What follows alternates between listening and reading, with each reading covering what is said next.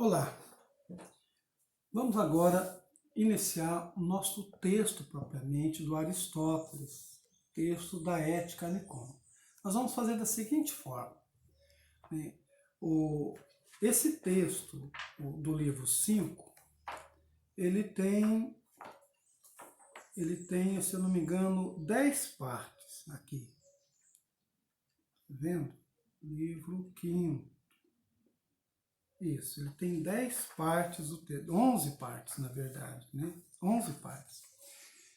Nós vamos fazer o seguinte, nós vamos dividir esse texto em 11 pequenos vídeos, né? Então, à medida que eu falar aqui de uma primeira parte, eu vou encerrar um vídeo, e assim o segundo, o terceiro, né? Assim por diante, certo? Então, vamos ao primeiro, né? Lembrando que a Ética Nicômaca fala de muitas coisas, e no livro 5º ele vai falar então da justiça. Ele começa o texto elaborando 3 questões.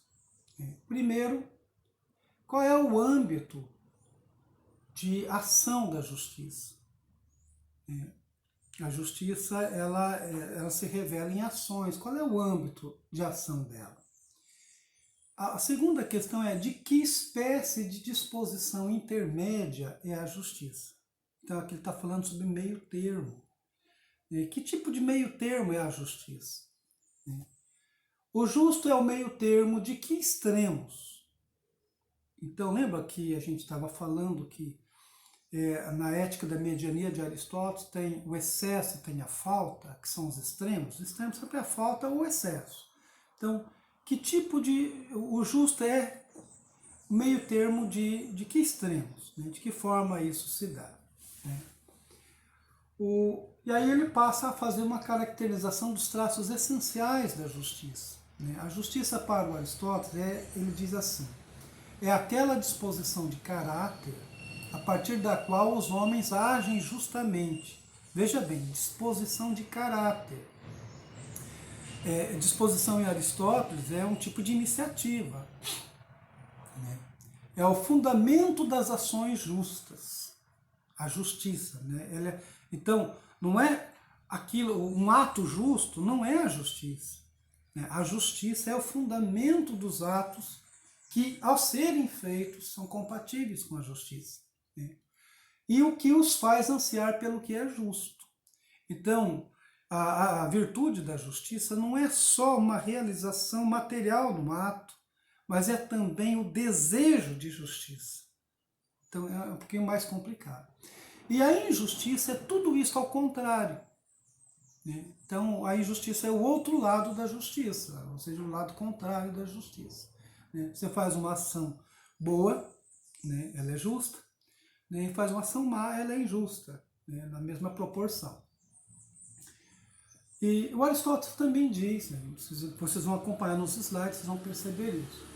Ele diz que ciências, capacidades e disposições não se manifestam do mesmo jeito. Então ele está falando de 3 coisas: ciência, capacidade e disposição. Né? Ciência é o conhecimento, capacidade é a força que a gente tem para empreender certas coisas, e a disposição é querer fazer as coisas. Né? Elas não se manifestam do mesmo jeito. Né? E podem ter resultados opostos. Por exemplo, há coisas que você pode perceber pelo oposto. Né? Uma ciência pode ser sobre opostos, uma disposição não. Né? Uma disposição não pode produzir resultados que sejam opostos. Por exemplo, o estado de saúde, o estado saudável. Você pode conhecer o estado saudável conhecendo o que é a doença. Normalmente é assim mesmo, a saúde não se manifesta. Quando você pensa na saúde, normalmente você pensa na saúde quando ela falta. Né? Então pode ser pelos opostos, enfim. E há um reconhecimento da disposição, então, pelo seu oposto. Né? É possível não produzir o oposto, mas pode ser identificada pelo seu oposto. Então ele diz assim, a boa condição, a forma física, a saúde e a doença, você pode perceber uma pelo aquilo que é oposto. Assim, você pode perceber a justiça pela injustiça. Né? Tá. A boa condição da carne, né? Ele vai falar que uma carne boa é carne firme. Né? A má condição da carne seria a flacidez. E ele dá esse exemplo da carne, mas eu gostaria que vocês pensassem um pouco. Ele está dando aqui sobre a questão da firmeza do músculo, o músculo nosso, né? Então, por exemplo, quando a gente está fraco, né, no meu caso, por exemplo, que sou diabético, a diabetes ela ataca os músculos, né? E aí você perde força muscular, né? Então, a boa condição da carne pode ser a firmeza, né? A rigidez da carne. E a má condição pode ser a flacidez, a perda do vigor da carne. Isso ele vai dar um exemplo. Então você pode perceber alguma coisa pelo seu oposto, né? No caso dos extremos, ele diz assim, um dos extremos opostos entendido em várias acepções. Então a justiça ela é um pouco mais complicada, né? Que se você tem um extremo e tem lá o oposto, que por exemplo você tem o excesso e tem a falta, tudo isso é injusto. Então a injustiça não pode ser percebida pelo seu oposto, né? Ela é percebida pelo exercício de fugir dos extremos, né? Então você tem o justo e o injusto olhando nessa situação. Porque você, como eu disse, você saindo de um extremo e caminhando ao meio termo, você está praticando a justiça. Mas saindo do meio termo em direção aos extremos é a injustiça que o Aristóteles vai chamar, certo? Então, e ele diz assim, o engano disso, né, a equivocidade, né, diz assim, o sentido do termo justiça é entendido de acordo com tantos sentidos quanto os que o tiver o termo injustiça. Né? Isso pode ser um equívoco, né? Porque nem sempre pode ser entendido assim, certo? Então, ele não se manifesta tão facilmente a justiça, e a injustiça não pode ser percebida tão facilmente, né? Como você percebe, por exemplo, o estado de saúde e o estado de doença. Né? Despercebida, pois suas acepções estão estreitamente ligadas. E aí ele vai dar uma noção da polissemia do termo chave, né, que em grego significa kleis, né, e kleis em grego significa tanto a ferramenta quanto significa osso. Então, na polissemia você pode ter confusões nos termos. Então, nesse início aqui que parece meio confuso, o Aristóteles está preocupado em situar o que seria a justiça, né? Então aí ele passa a falar das acepções do termo injusto, né? Olha bem como que ele diz. Então, um termo injusto, a injustiça, pode ser conceituada conforme alguns critérios. O primeiro deles seria, né, aquele que transgride a lei. Né? Injusto é quem transgride a lei. Esse seria um anomo. Lembram? Lá na sociologia, o Durkheim, né, o sociólogo Durkheim falando de anomia, né? O sujeito anomo é aquele que luta contra a lei, né? Que não reconhece a validade da lei e tenta eliminar a lei. Né? Então, se a lei é o sinônimo de justiça, o transgressor da lei é o injusto. Né? Então, esse é um critério, né? Complicado, porque nem tudo o que é lei é justo. Né? O Aristóteles vai dizer, e Platão já dizia isso também. Né? O segundo ponto de acepção do injusto é quem quer ter mais do que lhe é devido. Então, por exemplo, alguém que quer receber mais, porque o termo justiça distributiva é dar a cada um o que é seu. Se você dá mais do que é devido, é injusto. E se tem menos do que é devido, também é injusto. Né? Ele vai chamar isso aqui de pleonexo. Pleonexo. Esse é o termo que ele vai usar. Quando você tem mais ou tem menos do que lhe é devido. E o outro conceito é quem é iníquo. Iníquo, ou seja, mal. Né? Então, o injusto pode ser o anomo, o pleonexo e o iníquo. Né? Então, assim, na classificação que o Aristóteles faz, né, nas acepções que ele dá, está dizendo que então não é tão fácil você falar de justiça no sentido de classificação. Né? Então, o justo, ao contrário, pode ser, né, quem observa a lei, quem respeita a igualdade, essa igualdade, equidade que o grego chama, e quem não é iníquo, né, quem é bom. Então, o justo seria o contrário do injusto. Consideradas tais acepções, o Aristóteles diz, uma disposição ela pode ser justa e pode ser injusta, né? A disposição justa é a observância da lei e o respeito da igualdade. E a disposição injusta é a transgressão da lei e o desrespeito pela igualdade. Então, uma é um inverso da outra, né? E aí ele diz, o que é ter mais do que é devido? Né? Ter mais do que é devido, você pode aqui classificar então o justo e o injusto. Né? Ter mais do que é devido, então você está polarizando na questão de posse de bens, ou usufruto de bens. Né? Então o justo e o injusto passam a ser definidos a respeito de bens, né? Distribuição de bens, de honras, enfim. Né? Então essa é uma das acepções. Né? Nem todos os bens, o Aristóteles vai dizer, mas daqueles que dependem da boa e má sorte, né? Bens de sentido absoluto, né? Nem sempre bens por relação a cada um individualmente.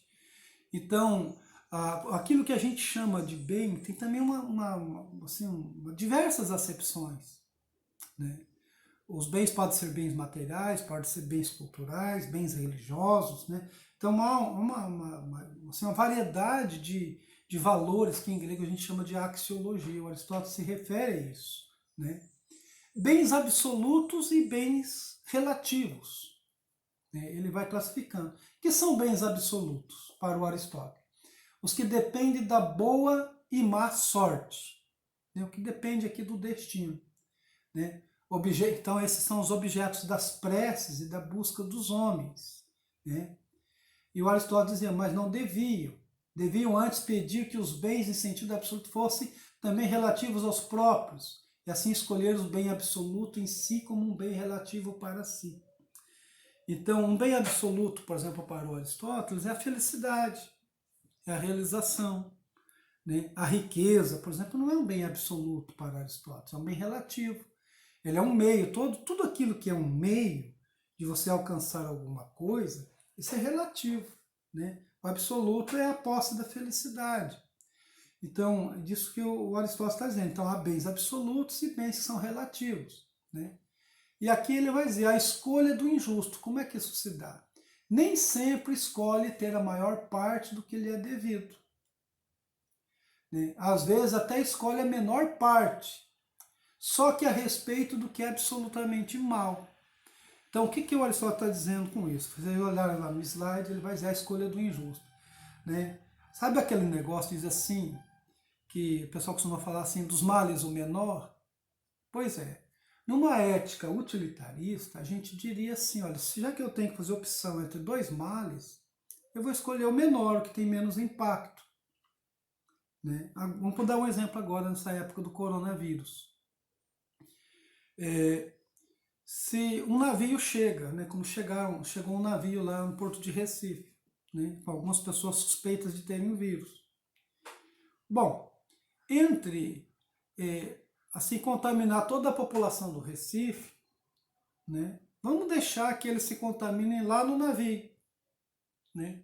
Aí vamos deixá-los morrer, por exemplo, ou sem assistência, não vamos deixá-los desembarcar, né? Porque dos males o menor. Então é preferível que morram 50, 100 pessoas lá no navio do que toda uma população de uma cidade. Essa é uma ética utilitarista. O Aristóteles vai dizer, olha, a escolha do injusto pode ter esses critérios, mas sempre será injusto, porque uma opção sobre o mal sempre vai ser uma opção pelo mal. Né? Então, é isso que o Aristóteles diz aqui. Então, esse é um problema da acepção na escolha do injusto. Né? O menor de dois males é, de algum modo, um bem. Né? Esse tipo de pensamento que as pessoas podem ter, e o Aristóteles fala disso, né? Pode dar razão pragmática a alguma coisa, mas é um mal, é uma má ação. Né? A avidez é querer ter mais do que é bom. O injusto parece ganancioso demais. Né? O injusto enganancioso, então ele é iníquo, né? Ele é ruim. Né? O sentido de iníquo para Aristóteles envolve duas acepções e é comum a ambas. Quem que é o iníquo? É querer ter mais bens demais e querer ter males de menos. né? Querer ter mais bens de mais e querer ter males de menos, esse é um problema que o Aristóteles coloca, que é o sentido do iníquo, né? Vou dar um exemplo assim, o esquema laranja na corrupção política. O laranja, aquele sujeito que dá o nome, né, para esconder, né, práticas corruptas na política, né? Então, o que faz o laranja? O laranja é aquele que assina com o nome dele uma transação financeira. Mas o dinheiro não é dele. Ele faz isso para ter uma parte daquilo. Então, ele vai querer ter mais bens demais, né? No caso, por exemplo, aqueles que usam o laranja, e querer ter males de menos.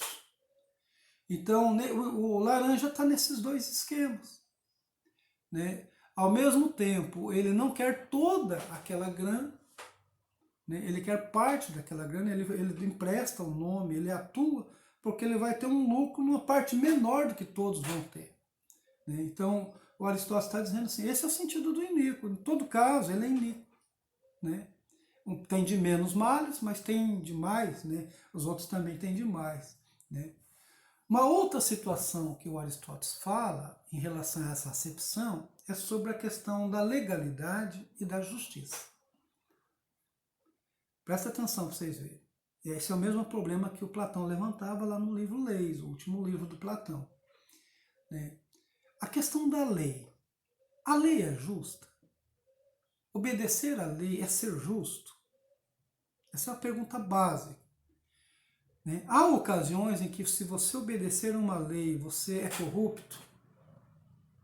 O Aristóteles coloca assim: toda legalidade é de algum modo justa, né? Toda lei, né, ela tem uma função formal. Cumprir a lei é fazer o bem, né? O injusto é um transgressor da lei, né? Aquele que transgride a lei, ele é injusto, né? O justo mantém-se dentro dos limites da lei. Então, essa é uma concepção de justiça que a gente tem. Tudo que é definido por um legislador, né, os nossos deputados, os nossos presidentes, né, os nossos vereadores, senadores, né, quando se faz uma lei, por princípio, ela tem que ser justa, né? Então, tudo que é definido por um legislador é conforme a lei, né? Afirmamos que cada uma das disposições legais é justa. A gente sabe que isso não é, né? A gente sabe que a lei é um reino de usurpação, principalmente quando o povo não participa, mas na nossa cabeça a gente imagina isso, né? Olha só o que ele escreve, o Aristóteles, nesse primeiro capítulo. As leis pretendem estender-se a todas as coisas e visam, assim, ora o interesse comum a todos, ora o interesse dos melhores de todos, ou ainda dos que obtiveram uma posição de domínio, que está baseada na excelência ou numa qualquer outra forma de distinção. Então, Aristóteles define aqui quem faz as leis, né? E ela deve atender ao interesse comum, ao interesse das classes, de todos os cidadãos, né? Mas as leis em si, elas não conseguem atingir isso, né? Então, pensando desta forma, ele diz: o justo é o que produz e salvaguarda a felicidade. Aristóteles liga a questão da justiça àquilo que é o nosso telos por excelência, sermos felizes. A função do Estado é produzir a felicidade de seus cidadãos, né? As leis são instrumentos do Estado. Então, são instrumentos, né, pelos quais a felicidade deve acontecer para todos, né, onde todos devem ser atendidos. Então, as leis são abrangentes, né, deveriam ser abrangentes nesse sentido, né? Essa felicidade é a felicidade dos homens, em particular, e dos homens em comunidade, né? Sendo que Aristóteles acentua muito a questão da comunidade. Chazinho para melhorar um pouquinho a voz, né? Então, o justo para ele, né, prescreve ações a realizar. Por exemplo, o corajoso, o temperante, o gentil, excelências outras, né, que podem ser positivas ou negativas, né? Por exemplo, um corajoso, ele pode ser corajoso para praticar um ato bom, mas pode ser corajoso também para praticar um ato iníquo, né? Então ele diz, o justo está aqui nessas ações, né? E depende dos resultados dessas ações, né? E ele fala então da justiça e da injustiça da lei, né? Se o que estiver disposto tiver sido corretamente disposto ou extemporaneamente disposto, né? Dependendo disso vai ocorrer então a justiça ou a injustiça, né?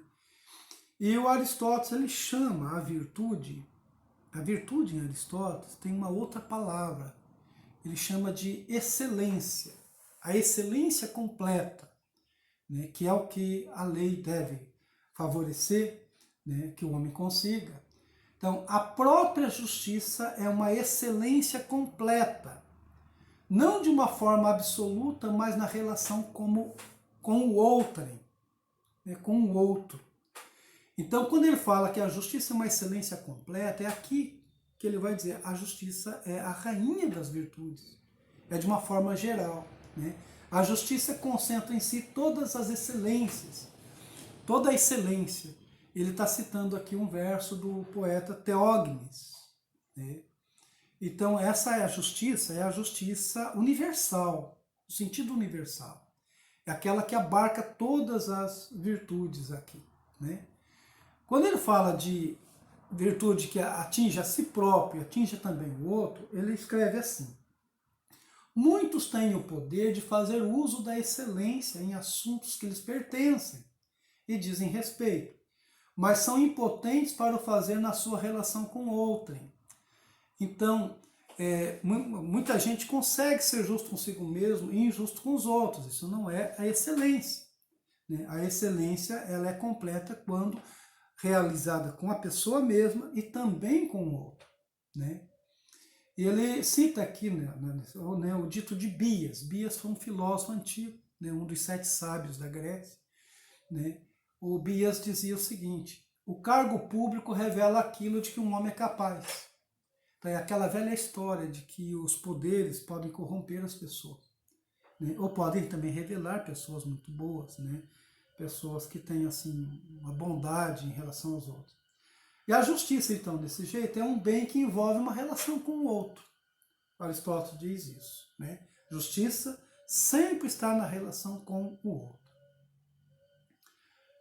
Eu e o outro, né? O pior de todos é o que é mal para si próprio e também para o outro. O injusto é o injusto que é injusto consigo e injusto com o outro. O melhor de todos é o que aciona a excelência tanto para si quanto para o outro. Ele está redundante aqui, dizendo que a justiça é uma justiça ao mesmo tempo particular e ao mesmo tempo universal, e não no relacionamento com as pessoas. E ele reconhece, o Aristóteles, essa é uma tarefa difícil, né? Administrar a justiça assim. A justiça não é uma parte da excelência, né? Mas a excelência inteira. Ou seja, você não é metade justo, não é metade injusto. Se você praticou algo injusto, você é injusto, né? Por exemplo, é aquela velha história, se você rouba uma agulha e rouba 1 milhão, você é ladrão, né? Isso que o Aristóteles está dizendo. É claro que o crime tem proporções, né?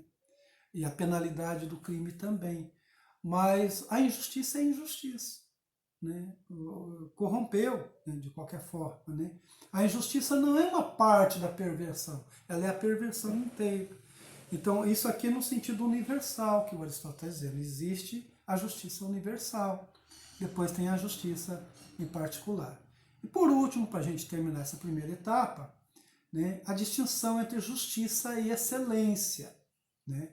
Justiça manifesta-se como disposição relativamente ao outro, então é a minha ação em direção ao outro, e E a excelência manifesta-se como uma disposição de forma absoluta. Então, excelência é a virtude inteira. É aquilo que, de hábito a hábito, né, eu me constituí. Eu sou justo. Uma coisa é ser justo, né, e outra coisa é fazer atos justos, produzir os efeitos da justiça. Ok? Então, obrigado. Já já entramos na segunda parte.